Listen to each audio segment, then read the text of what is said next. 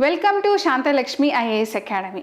So prelims made easy ఈ సిరీస్లో భాగంగా మనం పాలిటీ గురించి, ప్రీవియస్ ఇయర్ ప్రిలిమ్స్ క్వశ్చన్స్ గురించి మనం అనాలిసిస్ చేసుకుంటున్నాం.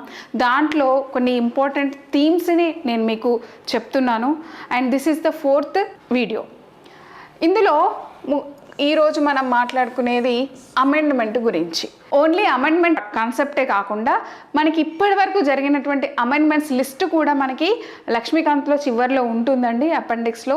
సో దాంట్లో అది కూడా మీరు చదువుకుంటే దీని రిలేటెడ్ క్వశ్చన్స్ అన్నీ కూడా మీరు అడ్రస్ చేయగలుగుతారు. సో ఈ క్వశ్చన్స్ చూసే ముందు ఫస్ట్ ఆఫ్ ఆల్ అసలు ఈ అమెండ్మెంట్ గురించి చిన్నగా ఒక బ్రీఫ్ తెలుసుకుందాం. ఫస్ట్ ఆఫ్ ఆల్ అసలు ఎందుకు అమెండ్మెంట్ చేయాలి? ఒకసారి కాన్స్టిట్యూషన్ని ఏర్పరచుకున్నాక why do we need to amend? So society అనేది విత్ టైం అనేది మార్పు అనేది జరుగుతూనే ఉంటుంది. సో ఈ చేంజింగ్ కండిషన్స్కి తగ్గట్టుగా కాన్స్టిట్యూషన్ అనేది ఉండాలి. సో అందుకోసమే అమెండ్మెంట్ అనేది అవసరం అని చెప్పేసి మనం కాన్స్టిట్యూషన్ అమెండ్మెంట్ గురించి కూడా మనం రాజ్యాంగంలో రాసుకున్నాం. ఇది ఆర్టికల్ 368 పార్ట్ 20లో అసలు ఎలా అమెండ్మెంట్ చేయాలి, ఎన్ని రకాల అమెండ్మెంట్స్ అని చెప్పేసి దీంట్లో పొందుపరిచారనమాట. సో ఇది డీటెయిల్గా మనం వెళ్తే అంటే it states that parliament may in exercise of its constituent power amend.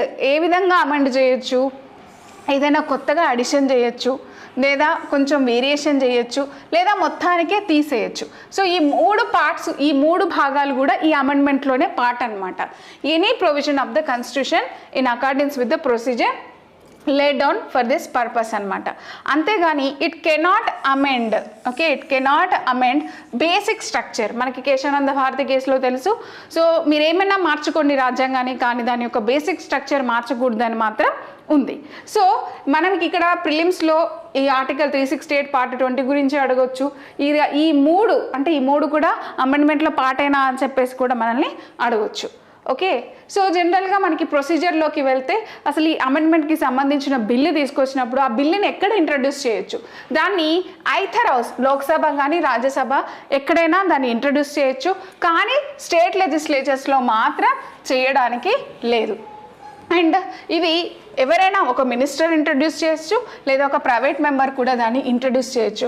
మరి దీనికి ముందు ప్రెసిడెంట్ యొక్క పర్మిషన్ కావాలా అంటే దీనికి ఎలాంటి ప్రెసిడెంట్ యొక్క పర్మిషన్ అవసరం లేదు.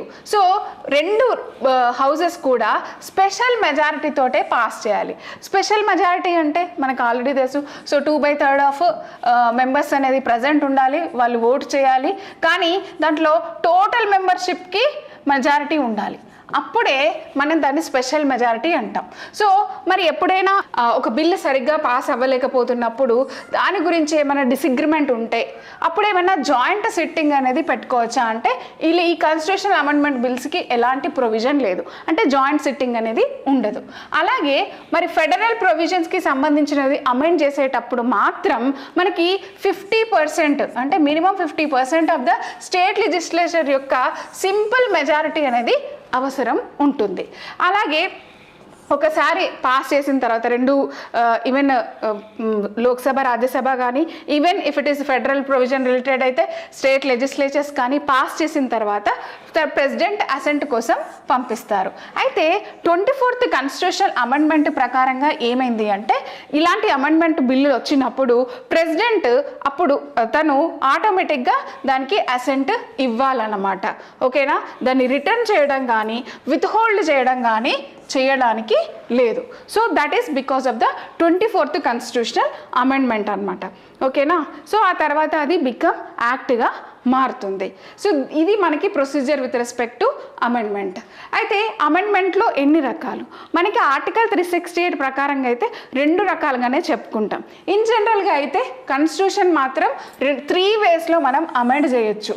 ఒకటేమో amendment by simple majority, 2 amendment by special majority. Okay, ఒకటేమో మామూలుగా కాన్స్టిట్యూషన్ని ఏ విధంగా అమెండ్ చేయొచ్చు అన్నప్పుడు 3 రకాలు. ఒకటేమో simple majority, 2 special majority of the parliament, 3 special majority of the parliament with ratification of half of the state legislatures. కానీ మనకు ఆర్టికల్ 368లో మాత్రం ఈ రెండిటిని మాత్రమే కన్సిడర్ చేస్తారు. అంటే సింపుల్ మెజారిటీని తోటి మనం ఏదైతే అమెండ్మెంట్ చేస్తామో దాన్ని అమెండ్మెంట్ కింద కన్సిడర్ చేయము. అది అండర్ ఆర్టికల్ 368లో.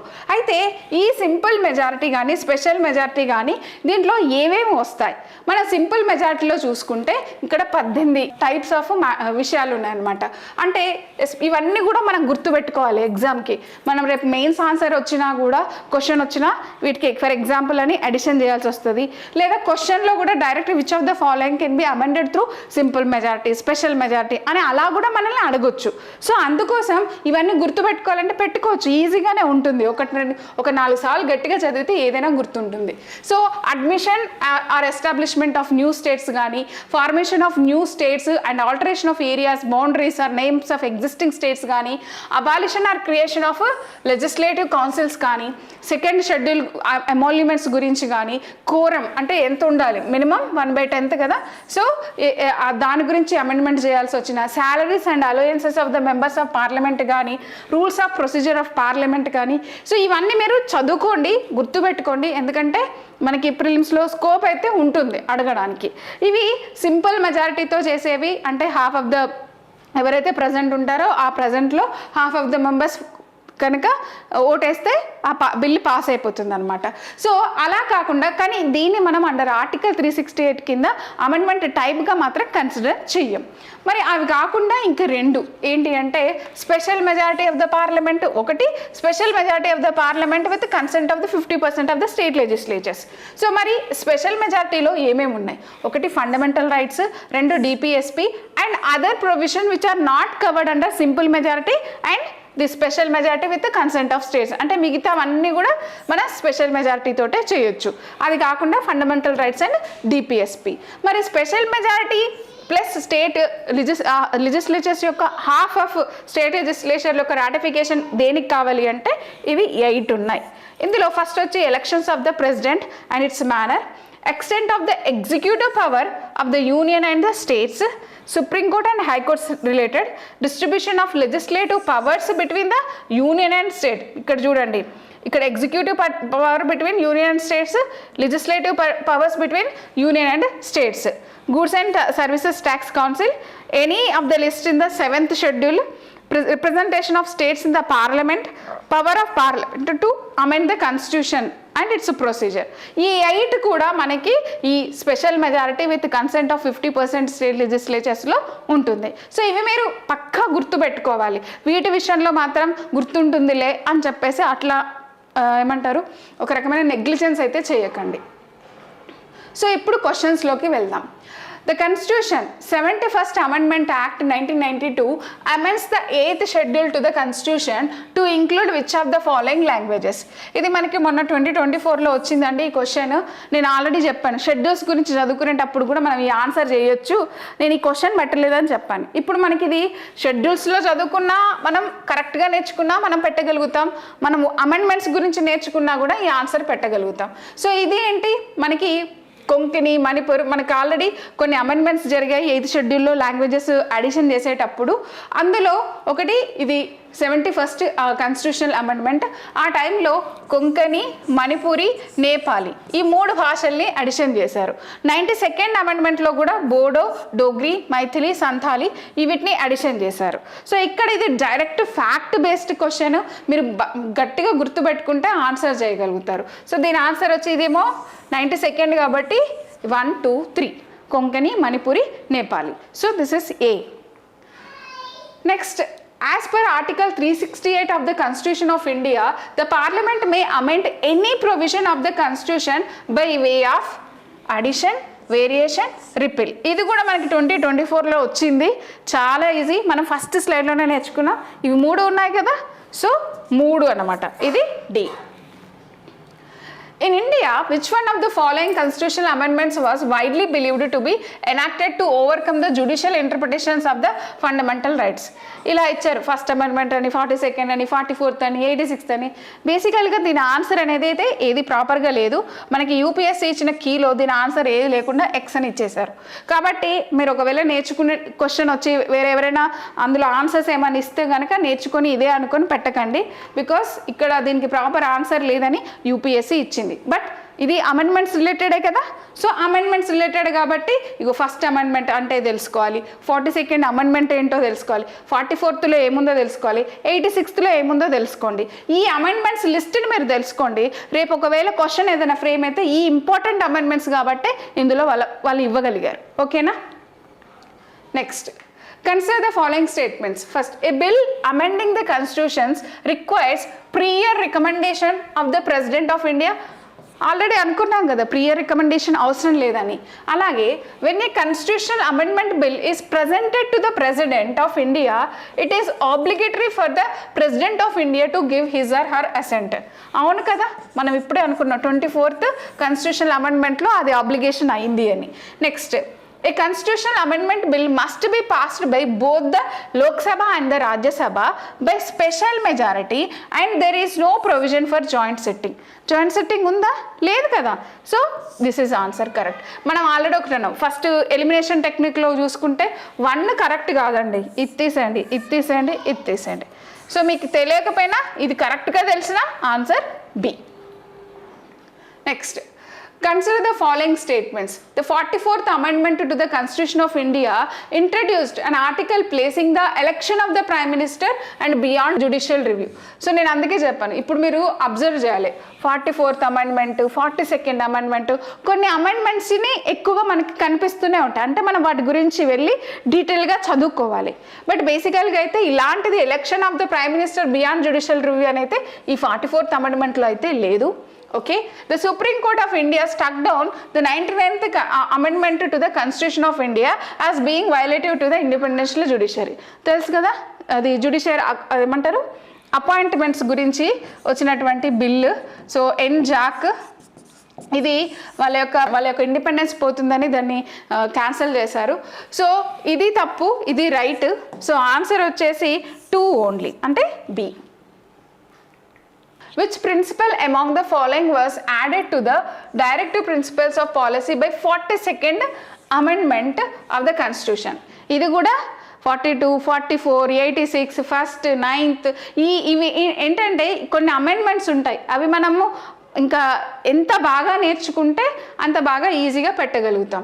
సో ఇది ఆన్సర్ వచ్చేసి మీరు డైరెక్ట్గా తెలుసుకోండి. ఇదేంటంటే participation of workers in the management of industries. అసలు 42nd అమెండ్మెంట్లో ఎన్ని అడిషన్ జరిగాయి?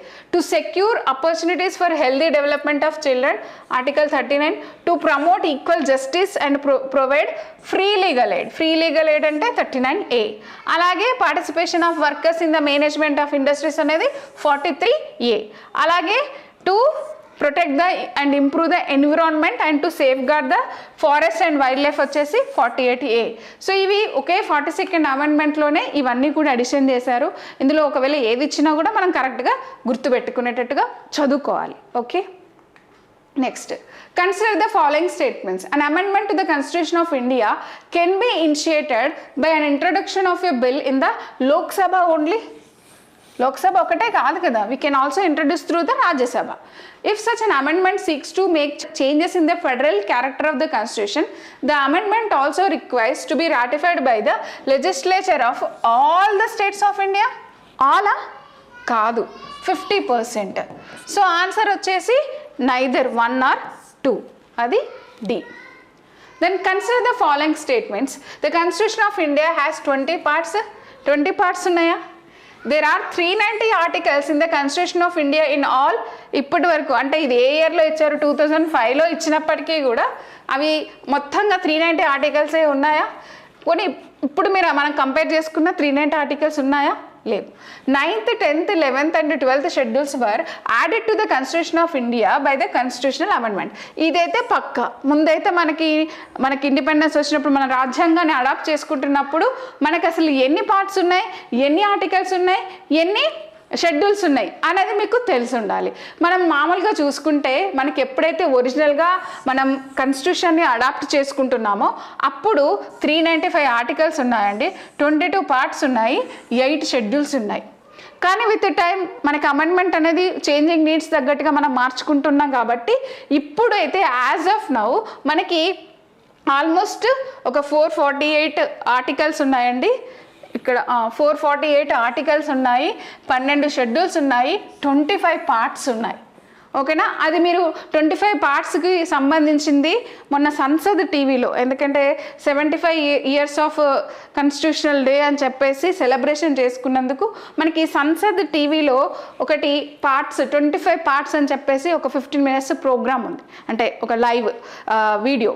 మీరు కావాలంటే అది వాచ్ చేయండి, ఎందుకంటే రేపు ప్రిలిమినరీ ఎగ్జామ్లో అందులో అన్ని 25 పార్ట్స్ గురించి డీటెయిల్గా ఎక్స్ప్లెయిన్ చేశారు.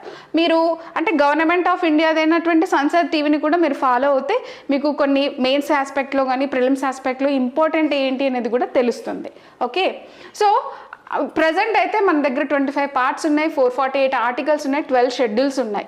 ఒకవేళ అంటే అడాప్ట్ చేసుకున్నప్పుడు మాత్రం 395 ఆర్టికల్స్, 22 పార్ట్స్, 8 షెడ్యూల్స్ ఉన్నాయి.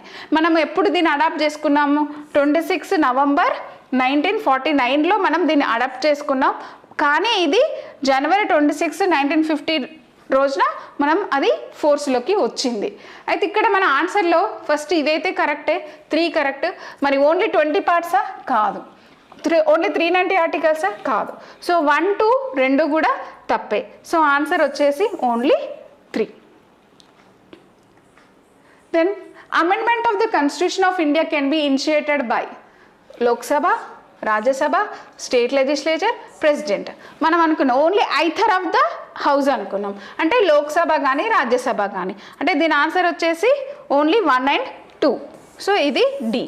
స్టేట్ లెజిస్లేచర్కి ఏమైనా ఉంటుందా అంటే కేవలం ఏంటి creation and abolition of legislative councils ఉంటాయి కదా, వాటి కోసమే వీళ్ళు ఒక రెజల్యూషన్ అంటే పాస్ చేయొచ్చు. అంటే వీళ్ళు అడగొచ్చు పార్లమెంట్ని మాకు కావాలి అని చెప్పేసి అడగడానికి మాత్రమే వాళ్ళకి హక్కు ఉంటుంది. అంతకు మించి నిజంగానే అమెండ్మెంట్ గురించి సంబంధించినటువంటి బిల్ని ఇంట్రొడక్షన్ చేసే రైట్ స్టేట్ లెజిస్లేచర్స్కి ఉండదు. Okay, so then which of the following are matters on which a constitutional amendment is possible only with the ratification of the legislature not less than half of the states? చూసారా, ఇక్కడ మనం నేను అవన్నీ గుర్తుపెట్టుకోవాలి అని చెప్పాను.